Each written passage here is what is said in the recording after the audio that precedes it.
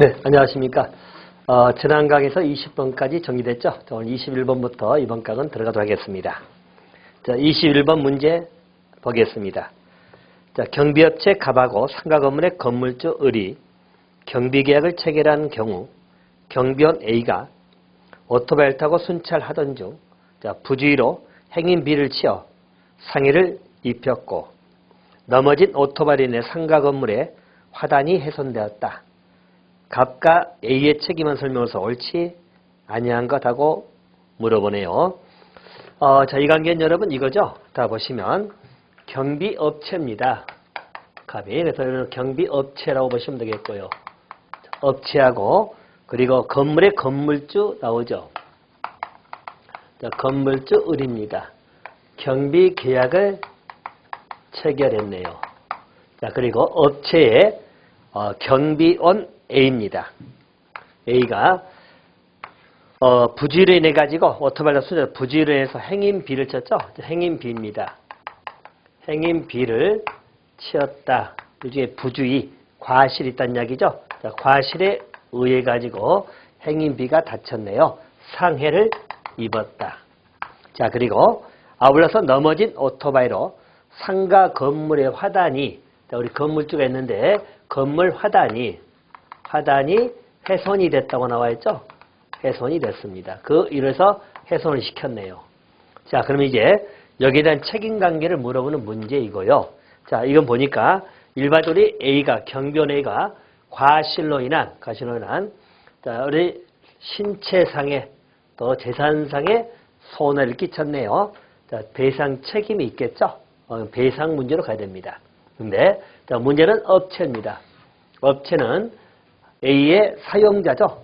자, 우리 민법 756조에 가지고 사용자가 불법에 의타는 손배 책임 문제 나오겠죠. 그래서 갑업체가 책임을 질 것이고 책임을 지면 나머지 A에게 구상권 행사하는 건 그 다음 문제겠죠. 그래서 일반적 책임은 갑업체가 진다고 보시면 되겠고 그렇다 해서 A도 책임을 안 지는 건 아니죠. A는 또 우리 행인 B가 민사상 개인죄 손해배상 청구를 할 수 있겠죠. 그래서 불법에 의한 손배 청구를 할 수가 있을 것입니다. 또 우리 건물주는 여기에 대해서 업체에 청구할 수 있겠죠.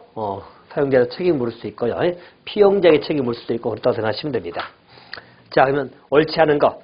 자, 1번 보니까 A는 을에게 채무 불이행한 손배 책임을 부담한다. 자, 여러분 A는 건물주에게 부담하는 문제죠. 자, 이 문제 어떻습니까, 여러분들? 일반적으로 채무 불이행했다는 책임입니까? 아니면 손해배상 책, 즉 불법행위에 의한 손배 책임입니까? 불법 행위에 의한 손해배상 책임입니다. 그래서 1번이 틀렸네요. 자, 2번. B는 갑에게 사용자 책임으로서 손배상 청구를 쓰다. 그죠? B도 청구할 수 있겠죠? 사용자 청구. 어쨌든 누구에 청구할 수 있습니다. 사용자 청구를 할 수 있습니다. 맞고. 또 B는 A에게 손배 청구할 수 있습니다. 어느 쪽에서 청구할 수 있겠죠? 청구할 수 있습니다.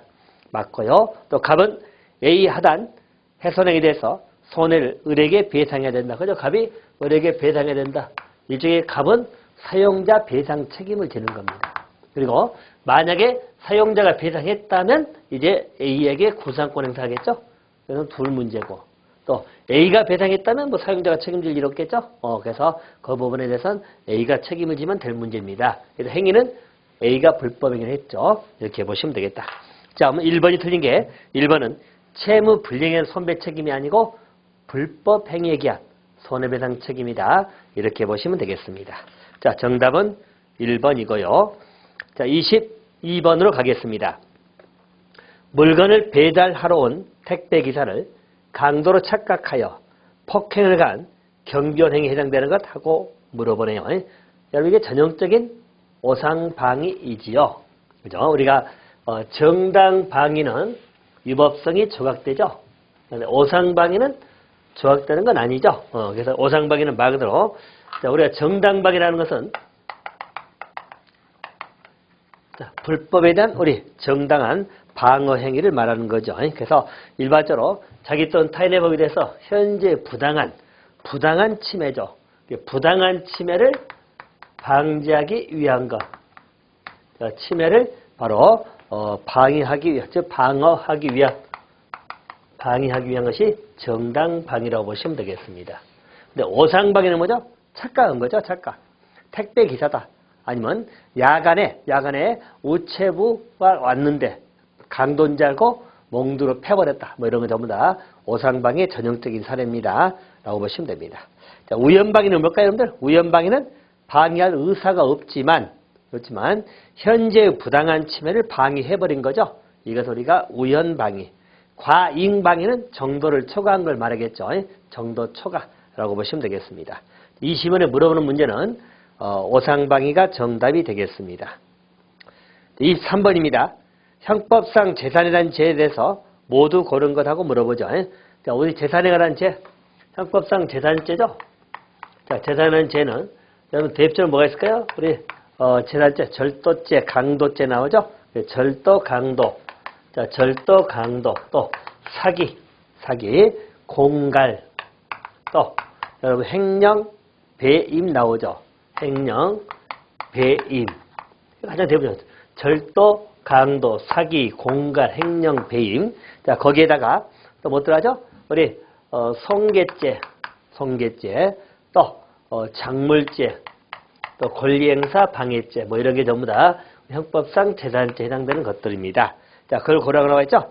자, 뇌물죄죠. 여러분, 뇌물죄는 공무원 범죄죠. 공무원 직무에 관한 범죄라서 국가적 법익이죠. 개인적 법익이 아니고. 그래서 그 직무에 관한 죄이기 때문에 뇌물죄는 재산죄는 아니죠. 자, 배임죄 들어갑니다. 니은 들어가죠. 손괴죄 들어갑니다. 자, 신용훼손죄는 명예신용에 관한 거죠. 들어가지 않습니다. 작물죄 들어갑니다. 그래서 재산이라는 죄는 니은, 디귿, 미음 3개 이렇게 디귿 3번을 하시면 되겠습니다. 자, 24번 문제로 갑니다. 우리나라 형사소송법이라는 설명인데요. 옳은 것하고 물어보죠.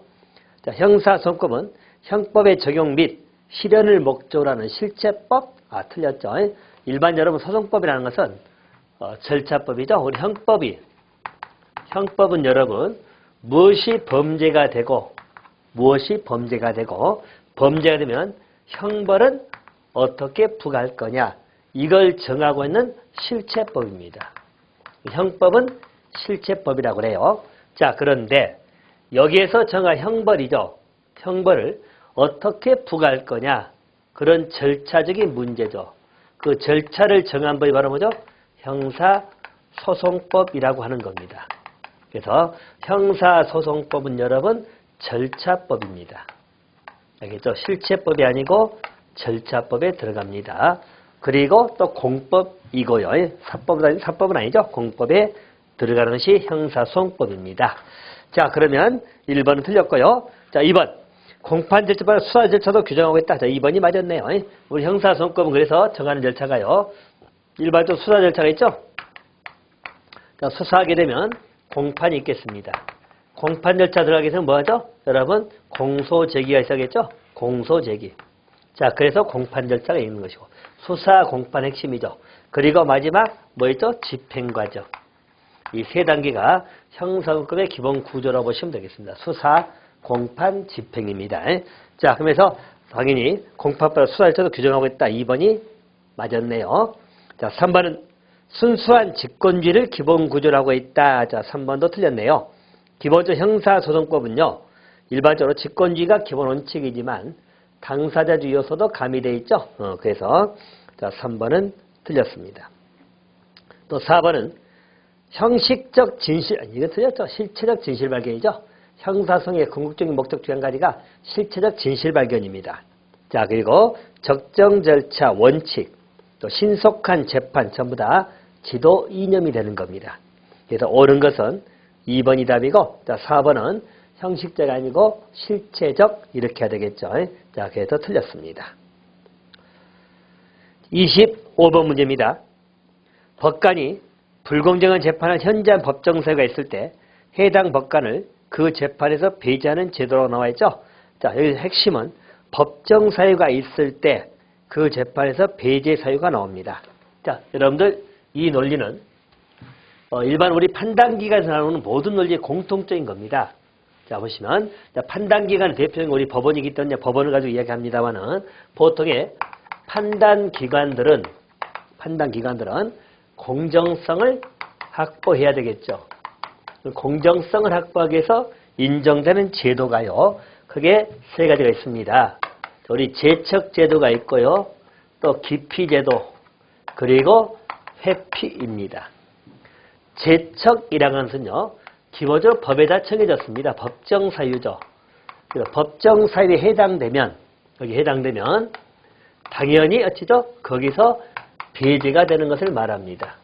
자, 그래서 대표적으로 우리 재판관이 예를 들어서 피고하고 또는 옹고하고 재판관하고 부자관계다. 뭐 이러면 공정한 재판하기가 어렵겠죠. 자, 그런 경우는 다 법에 이렇게 정해져 있어요.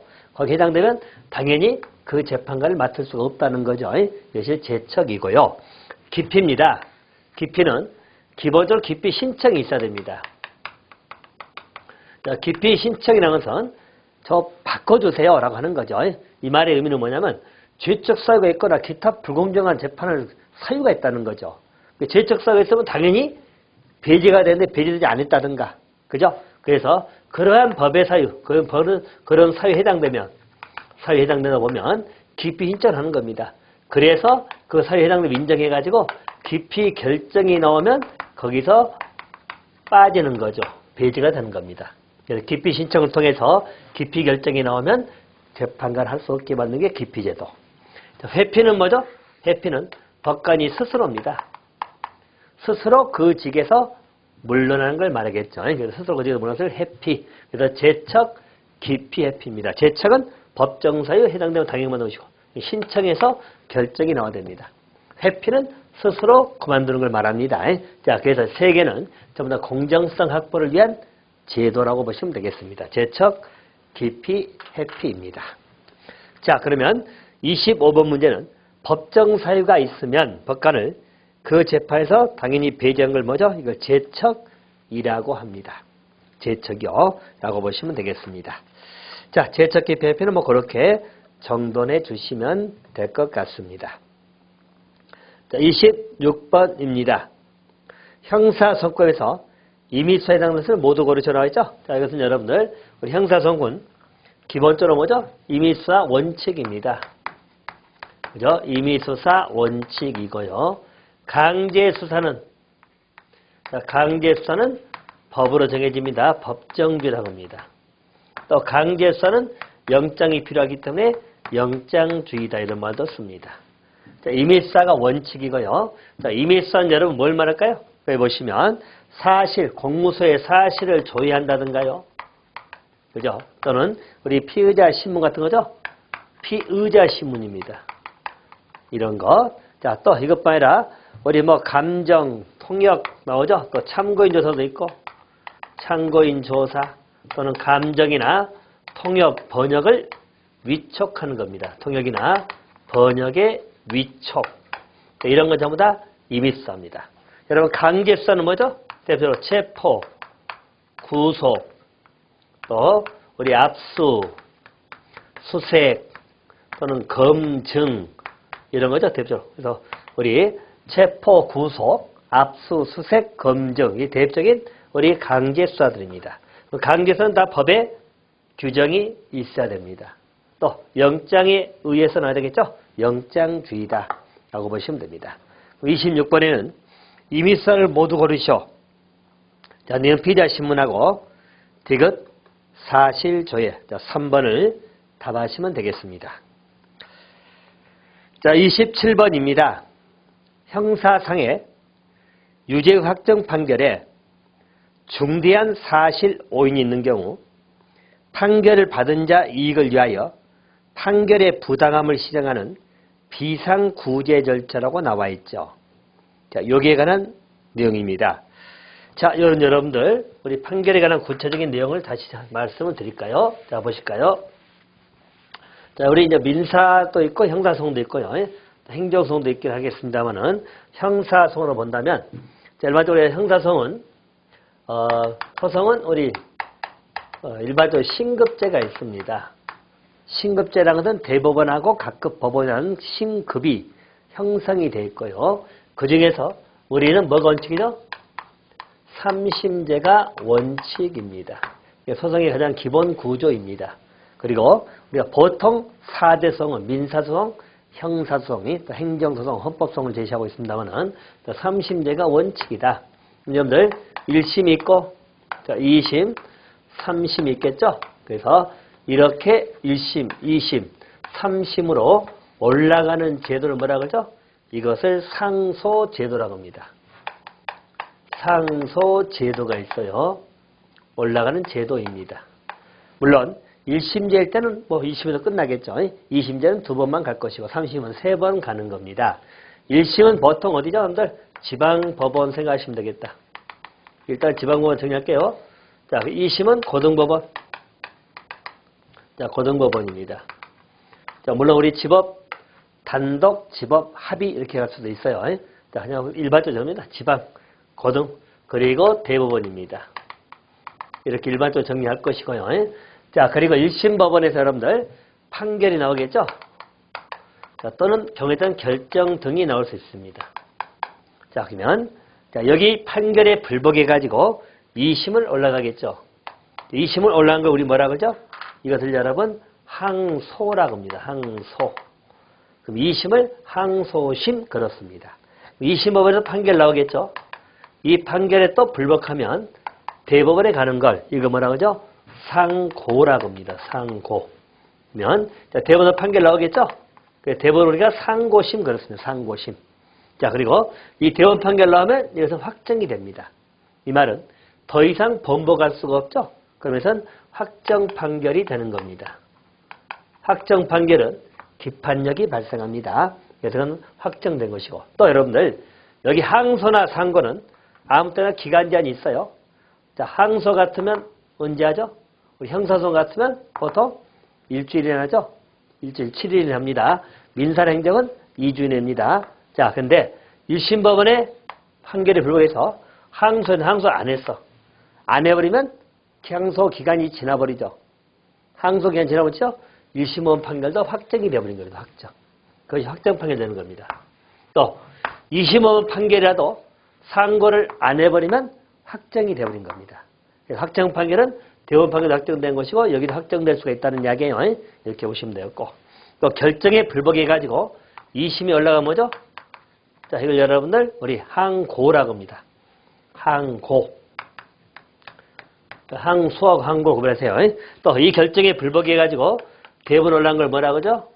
이것을 재항고. 이렇게 보시면 됩니다. 그래서 2심을 항고심, 3심을 재항고심 이렇게 부르기도 합니다. 그래서 우리 판결로 내는 게 보통이지만 결정상도 있고 그래요. 결정의 불복 시에는 이렇게 간다. 자, 그리고 형사소송에서는 1심 법원의 결정이 우리 검찰총장에 의해 가지고 불복해서 대법원에 바로 가는 경우도 있죠. 이런 거 뭐라고 하죠? 비상상고도 제기할 수 있습니다. 자, 그리고 일단 판결이 확정이 되면 여러분 기판력으로 인해 가지고 형사상 기판력은 일사부재이거든요. 다시는 번복할 수가 없다는 것이 확정 판결의 기판력입니다. 알겠죠? 기판력이 발생해. 그래서 번복할 수 없는 것이 가장 기본적 취지입니다.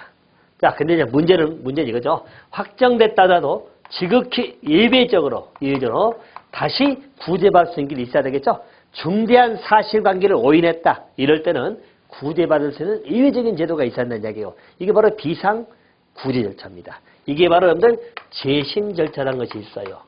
아주 극히 예외적입니다. 그래서 재심 사유는 법에서 한정돼 있어요. 법에 딱 정해진 사유. 그랬을 때만 재심할 수 있고 이미 확정 판결 나왔어. 여기에 불복이 다투는 겁니다. 이게 재심 제도라는 것이 있다. 이렇게 보시면 되겠습니다. 그래서 이 7번은 여러분, 이 7번은 유죄 확정 판결에만 나오잖아요. 거기에 대해서 중대한 사실 오인이 있어가지고 판결을 받은 자 이익을 위하여 판결의 부당함을 시정하는 비상구제처 나와 있죠. 이것을 여러분 재심. 자, 2번이 정답이 되겠습니다. 자, 정답은 재심을 물어보는 문제입니다. 거기 4번의 비상상고는 여러분 검찰총장이 대법원에 하는 것을 말합니다. 이렇게 봐두시면 되겠다. 자, 28번입니다. 상사에 관한 법 규범의 적용 순서를 물어보네요. 바르게 나열한 것을 물어봅니다. 자, 기호점들 상법이 있다. 상사 문제는 상법의 문제죠. 상법이 있으면 상법은 민법에 비해서 특별법의 성격을 띠는 겁니다. 그래서 여러분 이 문제는 항상 우리 특별법이 있으면 일반법보다죠 특별법이 우선됩니다.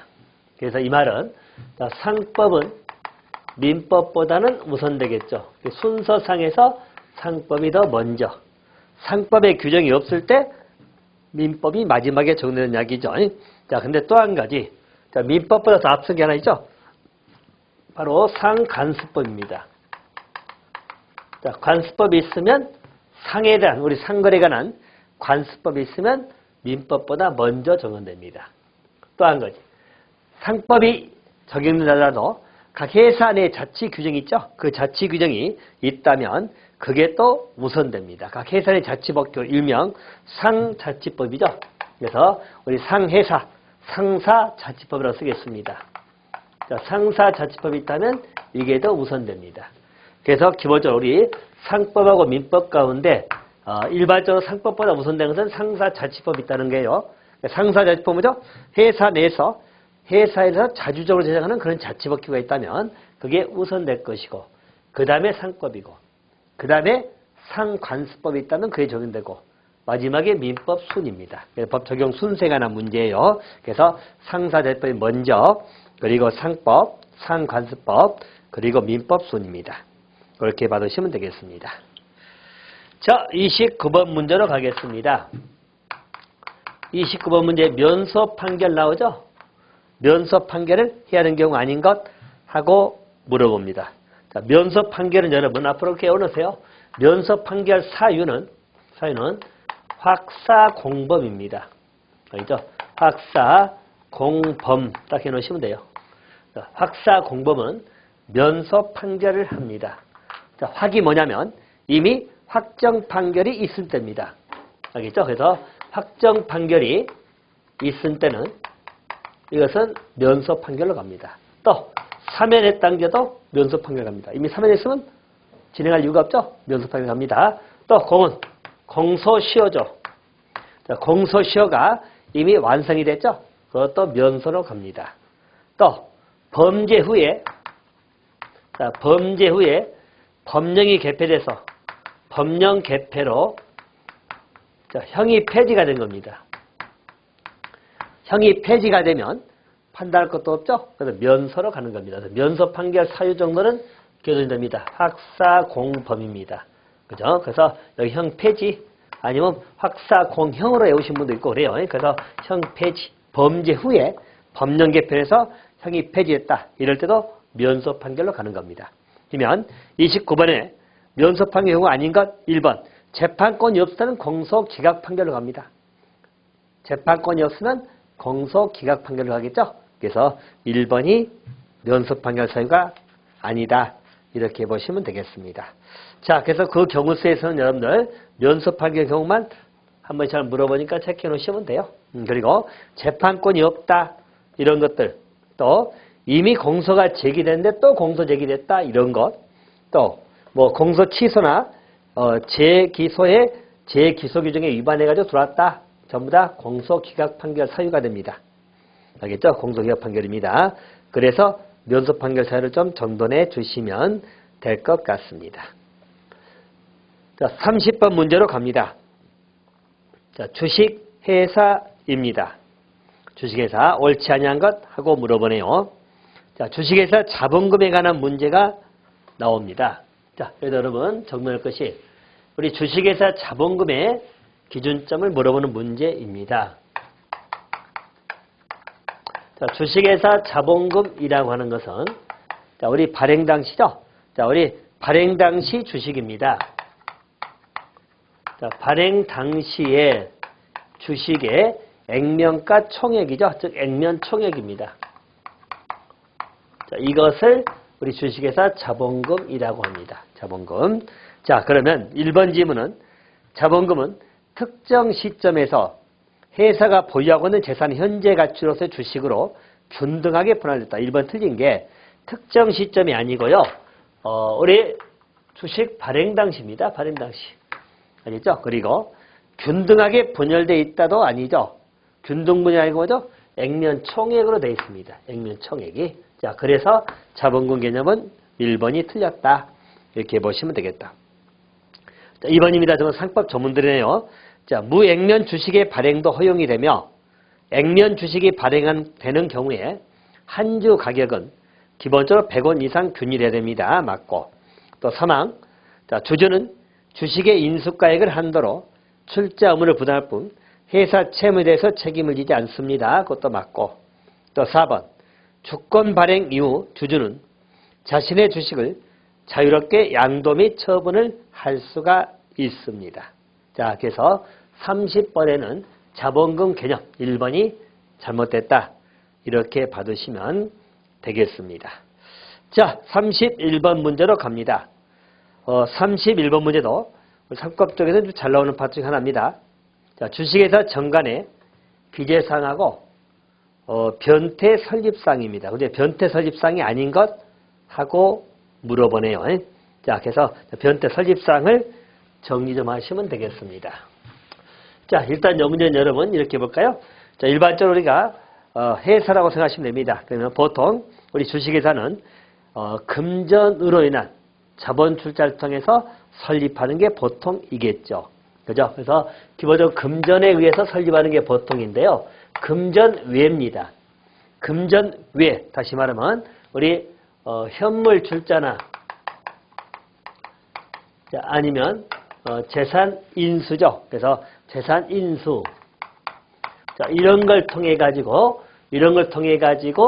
설립하는 거. 자, 그러면 금전 외인 현물 출자나 재산 인수로 설립하기 때문에 평가 문제라든가 약간의 위험성이 있어 보이는 거죠. 자, 이러한 설립을 우리 뭐라 하죠? 변태 설립이라고 하는 겁니다. 변태 설립은 그래서 일단 평가 자체가 고도로 잘못 평가될 우려도 있다고 보시면 됩니다. 현물 투자라든가 재산 인수에 사는 거기 때문에 그럼 재산 인수가 얼마 될지 현물 투자가 어떻게 되는 건 구체적 내용이 나와줘야 되겠죠. 그래서 일반적으로 보면 우리 주식에서는 자 보세요. 우리 주식에서는 우리 정관에 절대적 기재사항이 있습니다. 이것은 반드시 기재해야 되겠죠. 절대적 기재사항, 예를 들어서 주식에서 뜨면 발행자, 발기인, 성명 이런 게 나오겠죠. 그래서 이런 거 목적 사항은 절대적 기재사항입니다. 그래서 정관에 기재를 해야 됩니다. 근데 문제는 보세요. 자, 절대적 기재사항이 아니다 이 말은 뭐죠?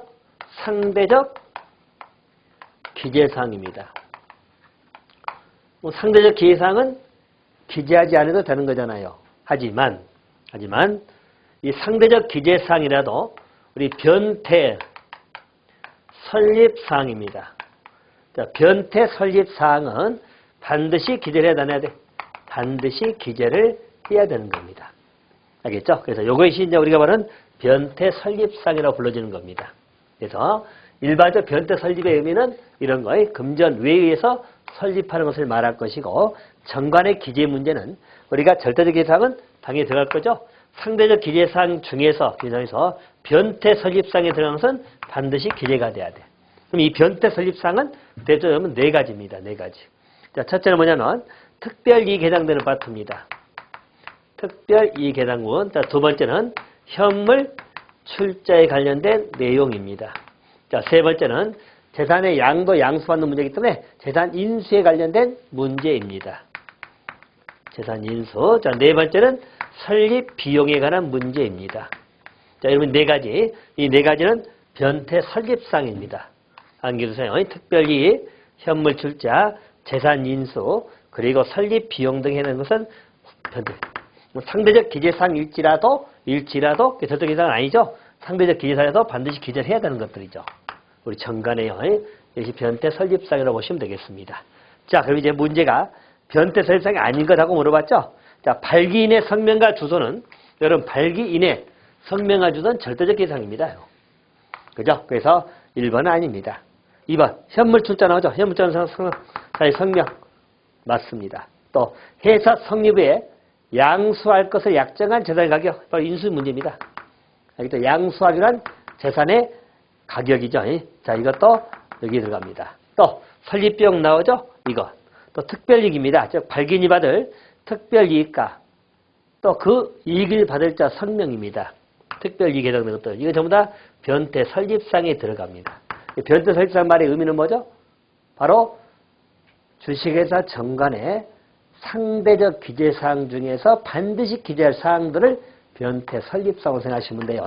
변태 설립 시에 규정을 해야 될 사항들이다. 크게 네 가지. 특별이익, 현물출자, 재산인수, 설립 비용입니다. 자, 그렇게 보시면 되겠죠. 자, 그래서 31번은 정답은 1번 하시면 되겠습니다. 자, 32번으로 가겠습니다. 자, 손해보험에 해당되는 것은 모두 몇 개냐 이렇게 물어보죠. 자, 일반적으로 손해보험하고 우리 또 임보험이 있죠. 그 두 가지 차이점에 관한 문제입니다. 자, 손해보험하고 임보험 이 두 개는 고르는 문제이네요. 자, 손해보험 우리 재산상 문제겠죠? 재산에 관련된 문제가 손해보험이고, 그러면 임보험은 우리 생명, 신체 등에 관련된 내용이겠죠. 자, 우리 임보험은 대표로 뭘까 합니다. 임보험을 정리하면 우리 생명보험 있고, 그죠? 또 우리 여러분들 상해보험 있겠죠? 상해보험. 자, 그리고 질병보험이 이게 대표적인 임보험에 들어가는 겁니다. 다시 손해보험은 여러분 나머지 거 다 손해보험 생각하면 됩니다. 손해보험 더 많죠? 늘 우리 대표 자동차보험, 또 책임보험, 또 우리 해상보험, 또 보증보험, 그죠? 또 보증보험 나오면 재보험 나오겠죠? 재보험 이런 거. 자, 또 우리 뭐 화재에 관한 보험, 화재보험 있죠? 화재보험. 또 우리 운송에 관련된 운송보험 이런 거. 이런 거 전부 다 우리 손해보험에 들어가는 것들이죠. 자, 그러면 32번에 손해보험에 해당하는 모두 몇 개냐? 자, 기업 책임보험 들어가네요. 니은 화재보험 들어가네요. 디귿 해상보험 들어갑니다. 니을 생명보험은 임보험이죠. 임보험. 미음 상해보험도 인. 비읍 재보험도 손해보험에 들어갑니다. 그래서 손해보험은 기억, 니은, 디귿, 비읍 4개. 정답은 3번 하시면 되겠습니다. 자, 보험 종류니까 뭐 그렇게 정돈해 주시면 그 부분은 될 것 같습니다. 자, 33번 문제로 가겠습니다. 통상임금에 관한 문제고요. 이건 사실 대법원 판례 내용까지 물어보기 때문에 문제가 조금은 좀 깊은 내용으로 생각하시면 돼요. 자, 통상임금인데 옳지 않은 것하고 물어봅니다. 1번. 자, 근로자에게 정기적 일률적으로 소정근로 또는 총근로에 대하여 지급하기로 정한 금액을 말한다. 자, 1번은 맞았죠? 맞았고, 자, 2번입니다. 근로자가 실제로 연장, 야근, 휴일 근로를 제공하기 전에 미리 확정되어 있어야 된다. 자, 2번도 맞았죠? 맞았고요. 자, 3번입니다. 해고, 애고수당, 법정수당, 연차 유급휴가수당 및 평균임금의 최고 한도 보장의 산정기초가 된다. 자, 여기에 이제 틀렸네요, 여러분들이. 일반적으로 통상임금이라는 것은 평균임금의 최저한도입니다. 최저한도 보장의 산정기초가 되는 겁니다. 평균임금의 최저한도 산정의 보장적 기초가 되는 것이 우리 통상임금입니다. 그래서 3번은 틀렸습니다. 또 4번은 임금의 명칭이나 지급 주기의 장단 등 형식적 기준이 아니라 임금의 객관적 성질이 통상임금의 법적 요건을 충족해야 나와 있죠. 자, 통상임금의 법적 요건을 충족하기 위해서는 형식적 기준이 아니라 객관적 성질입니다. 그죠? 그래서 일반적으로 우리 임금 명칭이나 이런 걸 따질 것이 아니라 객관적 성질에 의해서 판단해야 된다라고 보는 것이 우리 대법원 판례 태도이기도 합니다. 자, 4번도 맞았어요. 자, 틀린 것은 3번이고 통상임금에서 딱 하나 기억할 것은 평균임금의 우리 최저한도 보장의 산정 기초가 된다는 그 표현만 좀 입력해 두시면 될 것 같습니다. 자, 34번입니다. 우리 산업재해 보상보호법이죠. 업무상 재해가 인정되는 사고에 해당되지 않는 거라고 나오죠. 그래서 일반적으로 업무상 재해다 라고 하면 이 재해 속에는 업무상 사고가 있고 업무상 질병이 있다는 거죠. 업무상 사고를 물어보는 문제네요. 사고에 해당하지 않는 것. 자, 이런 것은 감각적으로 보셔야 될 건데요. 업무상 사고가 되려면 최소한도 사업주의 바로 뭐죠? 가장 기본이 사업주의 지배관리 범위 내에 있어야 되겠죠. 범위 내야 됩니다. 그래야 업무상 사고 문제가 나옵니다. 이 말의 의미는 뭐냐면 사업주의 지배관리 범위를 벗어났다. 내가 아니고 벗어났다면 뭐죠? 말 그대로 우리가 퇴근해가지고 사고 치고 다닌 거. 이것을 업무상 사고라고 볼 수는 없잖아요. 그래서 사업주의 지배관리할 수 있는 범위 내냐 아니냐가 가장 중요한 판단 기준이 됩니다. 그러면 지문을 보면 여러분 1번 지문 보면 휴게 시간이지만 사업주의 지배관리에 있다고 볼 수 있는 행위로 발생한 사고 나오죠? 이것은 업무상 사고가 되는 겁니다. 2번도 사업주가 주관하거나 사업주의 지시에 따라 참여한 행사나 행사 준비 중에 발생한 사고 역시 사업주의 지배관리 범위 내에 있다고 보기 때문에 업무상 사고가 됩니다. 또 3번 사업주가 제공한 시설물 등을 이용하던 중 시설물의 결함이나 관리 소홀로 발생한 사고 나오죠? 역시 들어갑니다. 또 4번은 사업주의 지배관리 하에 있지 않더라도 이게 틀렸어요. 사업주의 지배관리 하에 있어야 됩니다. 사업주의 지배관리 범위가 아니라면은 업무상 사고가 될 수 없어요. 업무상 사고가 안 되면 업무상 재해가 될 수 없다는 거죠. 자, 그래서 지배관리 하에 있어야만 교통사를 이용한 출퇴근이 발생한 사고도 업무상 재해가 될 수 있습니다. 근데 사업주의 지배관리 범위가 있지 않다면은 업무상 재해가 될 수 없다. 이렇게 보시면 되겠죠. 자, 그래서 정답은 4번이 되겠습니다. 자, 35번으로 가겠습니다. 자, 사회보험법에 해당하지 않는 것라고 나와 있죠. 사회보험법에 관한 문제고, 자, 우리 고용보험법이나 기초노령연금법이나 산재보상보험법 등은 사회보험법에 들어갑니다.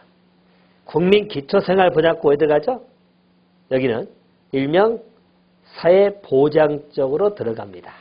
자, 이 부분 여러분 좀 범위가 좀 논란은 좀 됩니다만은 이렇게 정리를 해보세요. 자, 보통 우리가 사회보장 시스템 자체가요. 이게 나누면 크게 우리는 세 가지예요. IL에서는 국제노동기구에서는 두 가지를 제시하고 있죠. 두 가지 바로 뭐죠? 사회보험하고 공적부조.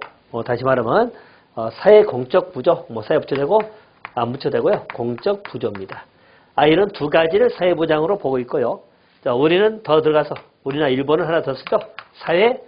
사회복지서비스입니다. 자, 이 합해서 사회보장 시스템을 보는 것이고, 자, 사회보험에 관련된 이 사회보험법들이요. 주로 우리 보험, 또 연금 나오죠? 이런 전부 다 우리 사회보험 시스템을 보면 됩니다. 대신 공적부조, 이 부조 형태가 바로 대표적인 뭐죠? 생활보호 대상자 됐죠. 우리 국민기초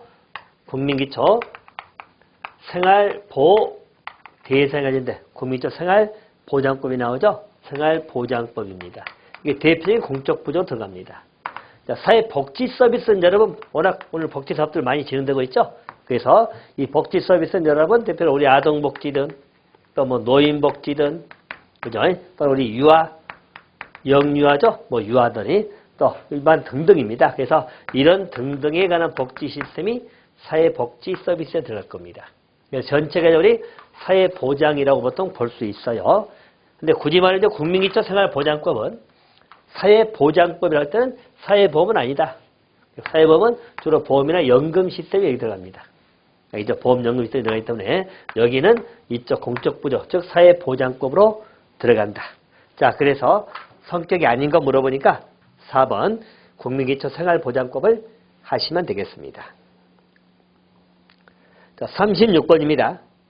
우리 국민연금의 특성을 물어보는 문제입니다. 국민연금에 관한 문제는 여러분, 우리 연금도 사회보험 시스템 나와 있죠? 국민연금입니다. 일단 우리나라 국민연금법은 국가가 관리를 하죠. 그래서 여러분 국민연금 방식은 국가 관리 방식이 가장 기본이고요. 두 번째는 사회보험 방식이 나와 있죠. 국가 관리하면서 사회보험 방식이라는 말의 의미는 뭐냐면, 자, 여러분들 국민연금은 가입이 내 맘입니까? 탈퇴도 내 맘대로 할 수 있나요? 그죠? 가입이나 강제되고 탈퇴 같은 것도 제한을 받는 거죠. 규제를 받는 게 이쪽입니다.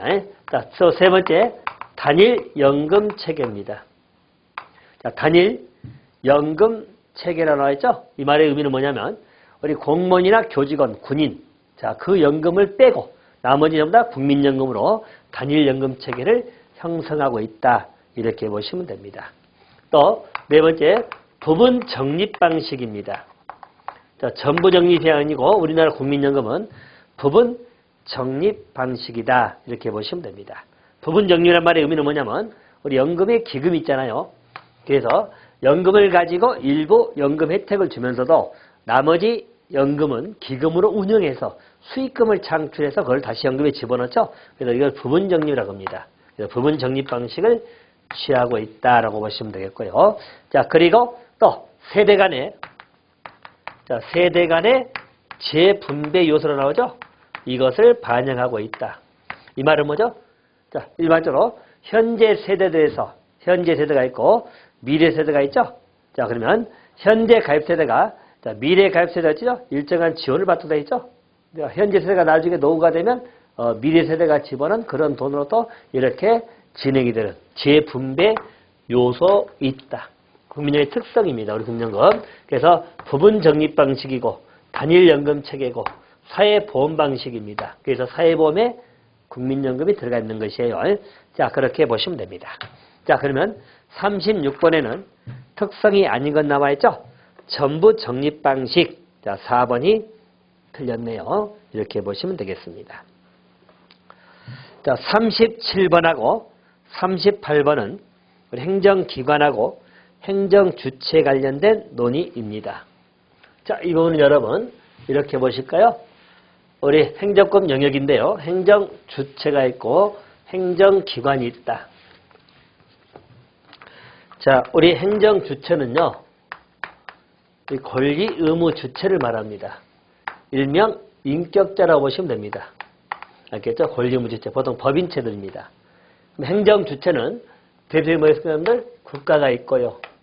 그리고 공공단체가 있습니다. 자, 그리고 공무수탁사인도 이쪽으로 넣고 있어요. 물론 다투면 좀 돼요. 기관을 볼 수 있지만 전통적 행정주체로 봅니다. 또 공공단체는 여러분 나누면 네 가지. 지방자치단체, 또 공공조합, 그리고 영조물 법인, 자, 그리고 공재단 법인입니다. 자, 그래서 행정주체는 이렇게. 그래서 우리가 보통 국공탁, 국가, 공공단체, 공공단체, 그리고 공무탁 사인 이렇게 봅니다. 자, 그리고 여기서 지자체는 여러분 앞에 광역지자체하고 우리 기초가 있죠? 광역기초가 있고요. 또 공공조합은 여러분 주로 이제 뭐 조합이 많이 붙었죠? 조합. 그래서 우리가 보통 가입이 강제된 게 공공조합들입니다. 영점을 법인은 주로 뭐 공사가 많고요. 또 일반적으로 국립대 병원도 들어갔죠. 서울대병원 들어갈 것이고요. 공기단 법인은 뭐 한국학연구원, 또 우리 한국장학재단 등이 들어갑니다. 공무탁 사인은 여러분 공무를 위탁받은 사인을 말하는데요. 대조리 별정, 우체국장, 그죠? 또 우리 강제집행 업무를 담당하는 집행관 뭐 등입니다. 이렇게만 보시고요. 근데 행정주체는 인격자라 눈에 보이지 않겠죠? 현실적으로 업무를 담당할 행정기관들이 구성이 됩니다. 행정기관들은요, 여러분 워낙 많다 보니까 분류상으로 우리 행정관청, 행정청이 있습니다. 또 의결기관이 있고요. 또 자문기관이 있죠. 또 여러분 집행기관, 또 우리 보조기관, 또는 보좌기관, 자, 또는 뭐 감사기관, 뭐 기타 등이 있습니다. 또는 행정기관들이고요. 특징, 행정청은 독립해서 의사결정합니다. 그리고 외부에 표시가 가능한 것을 말합니다. 이게 이로서 행정청이고요. 실제로 각부 장관들, 또 지자체 장들 좀 행정청은 외부 표시할 수 있습니다. 그죠? 우리 경찰로 따지면 경찰청장이나 지방경찰청장, 경찰서장은 외부 표시 처분할 수 있다는 이야기죠. 행정청이라고 합니다. 대신 의결기관은 의사결정을 하지만 예부 표시를 못하죠. 의사결정을 합니다. 대신 의사결정을 의견은 구속력이 있습니다. 반면에 자문기관, 자, 여러분 자문은 구속력이 있다 없다? 구속력이 없다. 양대 차이점이고. 자, 집행기관은 개개의 공무원을 말합니다. 개개의 공무원 전부 다 집행기관입니다.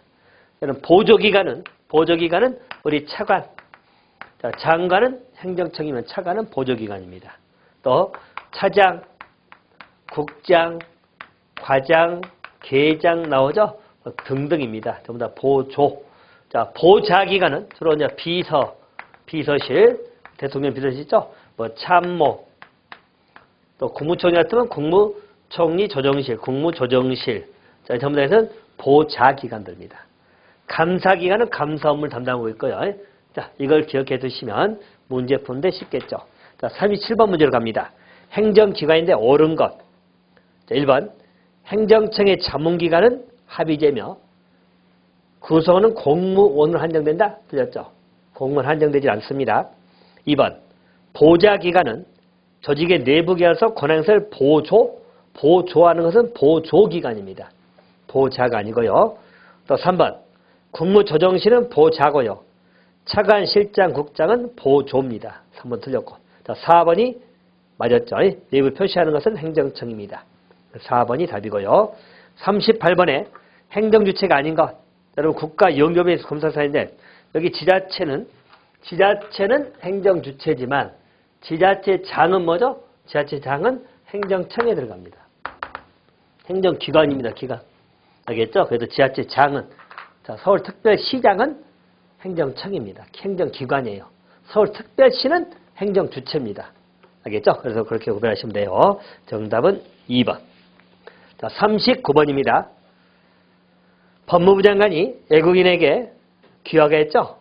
자, 그러면 선관위원장은 귀화가 무효가 아닌 한 귀화의 하자가 있더라도 A가 한국인이 아니라는 이유로 선거권을 거부할 수 없고 법무부 장관의 귀화가에 귀속되는 행정의 효력입니다.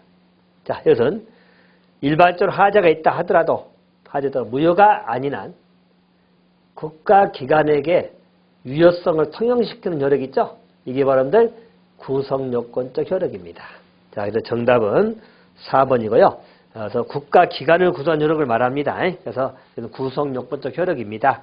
그래서 국가기관이 별정한 선상에 대해서 다른 국가기관도 거기에 따라주라는 이야기죠. 자, 4번이 답입니다. 자, 40번은 경찰관이 목전에 급박한 장애 제거할 필요가 있고 성질상 미리 의무를 명할 시간적 여유가 없을 때 자신이 근무하는 국가 중요시설에 무단 침입한 자에 대해서 신체 직접 무기를 사용해서 저지한 행위. 자, 이 표현은 뭐죠?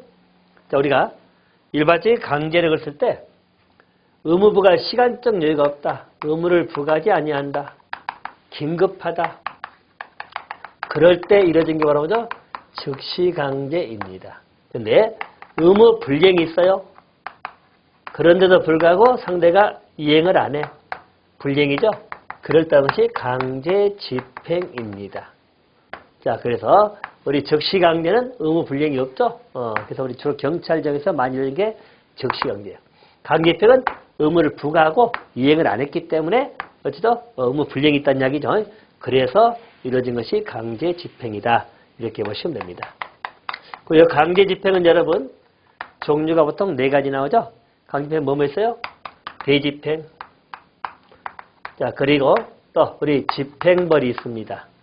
집행벌은 지금은 이행강제금 이렇게도 표현을 많이 하죠. 또 직접 강제, 강제 징수가 있습니다. 강제 집행들입니다. 즉시강제하고 달라요. 그래서 강제집행은 이런 것을 말합니다. 자, 40번 물어보는 문제는 즉시강제를 물어보는 문제고요. 1번, 3번, 4번 전부 다 강제집행의 내용들입니다. 사실 긴급할 때 이루어진 것은 즉시강제입니다. 자, 그래서 40번의 정답은 2번 하시면 되겠습니다. 자, 여기까지 15년 법학개론 기출문제 정리는 마치도록 하겠습니다. 감사합니다.